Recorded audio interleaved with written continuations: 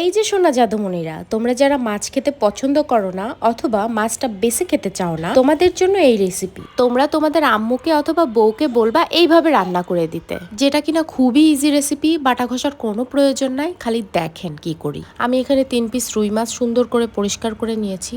তারপর হলুদ, লবণ, মরিচ আর একটু লেবুর রস দিয়ে মাখিয়ে রাখবেন। আর এদিকে আমি কিছু পেঁয়াজ আর টমেটো কেটে নিয়েছি। তারপর গরম তেলে মাছগুলোকে হালকা করে একটু ফ্রাই করে নেবেন। বেশি ফ্রাই করতে যাবে না, তাহলে কিন্তু শক্ত হয়ে যাবে। এই যে আমি যেভাবে করছি ঠিক এভাবেই করবেন। তারপর ওই তেলে পেঁয়াজ কুচি দিয়ে হালকা একটু ভেজে নিলাম, দেন টমেটো কুচিগুলো দিয়ে দিছি। এখন দিব হলুদ গুঁড়ো, মরিচ গুঁড়ো, ধনিয়া গুঁড়ো আর দিব হচ্ছে একটু পানি।